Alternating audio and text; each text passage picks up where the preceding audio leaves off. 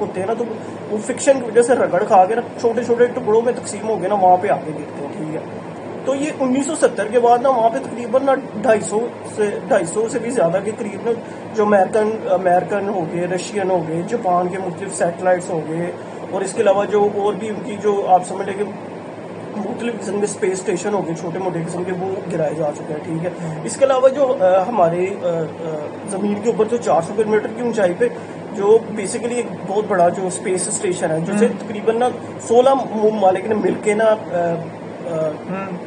کافی $million کی قیمت سے بنایا گیا. ٹھیک ہے, اسے بھی کہتے ہیں کہ 2030 تک نا اسے بھی نا اسی جگہ پہ گرایا جائے گا. اچھا, ٹھیک ہے, اس کے بعد سائنٹسٹ نیا اسپیس اسٹیشن بنائیں گے. ٹھیک ہے, تو بیسیکلی نا یہ ایک ایسی جگہ ہے جو نا انسانی آبادی سے بالکل دور ہے. ٹھیک ہے, تو ہماری بیسیکلی جو ارتھ ہے ہمیں تقریباً اپنی ارتھ کو بہت زیادہ ابھی تک آلموسٹ انسان نے نا زمین کا تقریباً ہر حصہ تو تقریباً دیکھ لیا, لیکن ایک اکیلے انسان کو پوری ارتھ کو ایکسپلور کرنے میں بہت سال لگ رہے ہیں. ٹھیک ہے, تو بیسیکلی جو پوائنٹ نیمو ایک جگہ ہے نا وہ اس کے بارے میں ہر انسان کو نہیں پتا, لیکن جو پوائنٹ نیمو ہے وہ ایک ایسی جگہ ہے جہاں پہ سیٹلائٹس کو گرایا جاتا ہے, اور وہاں پہ نا جو آبی حیات ہے ان کی بھی جان کوئی خطرہ نہیں ہے, کیونکہ نا وہ وہاں پہ تقریباً نہ ہونے کے برابر ہوتے ہیں.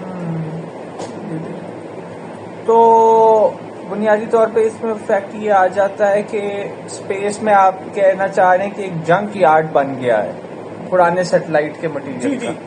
جی انہیں نا اب جیسے کچھ ایسے سیٹلائٹس ہوتے ہیں جو زمین سے نا کافی آپ سمجھ لیں کہ دور ہو جاتے ہیں. ٹھیک ہے, کافی ہزاروں کلومیٹر جب دور چلے جاتے ہیں نا, ٹھیک ہے, پھر انہیں نا جو ان کا جو فیول ہوتا ہے نا وہ تقریباً آلموسٹ ختم ہونا شروع ہو جاتا ہے, انہیں زمین پہ واپس لانا مشکل ہو جاتا ہے. ٹھیک ہے, وہ پھر آگے چلے جاتے ہیں کافی دور میں, یعنی کہ جیسے ویلجر 1 ہے. ٹھیک ہے, وہ تقریباً میرا 80s کی دہائی میں نا خلا میں بھیجا گیا تھا, اور وہ اتنی دور جا چکا ہے کہ ہم انسان سوچ بھی نہیں سکتے. اور تقریباً اس کا جو زمین سے ارتھ سے ڈسٹینس ہوگا نا وہ کافی کروڑوں کلومیٹر دور ہوگا. ٹھیک ہے, تو بیسیکلی جو زمین کے مدار کے قریب ذرا رہتے ہیں نا, ٹھیک ہے, اب جیسے ہمارا اسپیس اسٹیشن ہے وہ زمین سے تقریباً 400 کلومیٹر کی اونچائی پہ نا زمین کے ارد گرد ریوالو کرتا ہے. ٹھیک ہے, تو اب ہم یہ سمجھ لیں کہ جو اس کے اندر جو ہمارے ایسٹروناٹس ہوتے ہیں نا وہ ہماری ارتھ کے نا سب سے قریب ہوں گے اگر کوئی انسان وہاں پہ جاتا ہے. ٹھیک ہے, تو جو سیٹلائٹس وہاں پہ ہوتے ہیں نا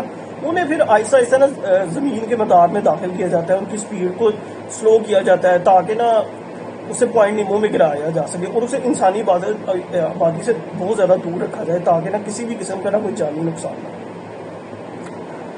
حمزہ بھائی, امید ہے کہ اس چیز پہ انٹرنیشنلی بھی توجہ دے گی جائے گی کہ کوئی بہت بڑا انوائرمنٹل ہیزرڈ نہ کریے تو کوئی بہت بڑی ٹریجڈی نہ ہو. اور ورلڈ لیڈرز کافی چیزوں پہ ڈونلڈ ٹرمپ کو پش بیک کر رہے ہیں, چاہے پیلسٹائن ہو اور دوسرے معاملات ہوں. خاص طور پہ کلائمیٹ چینج کی وجہ سے برما اور تھائی لینڈ نے بہت سفر کیا ہے, ہمارے کنڈولنسز ان لوگوں کے ساتھ.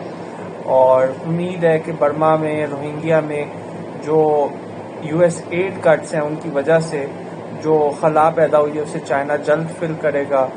اور اللہ برما کے مسلمانوں کی خیر فرمائے, کشمیر کے بہن بھائیوں کی خیر فرمائے, فلسطین کے مسلمانوں کی خیر فرمائے.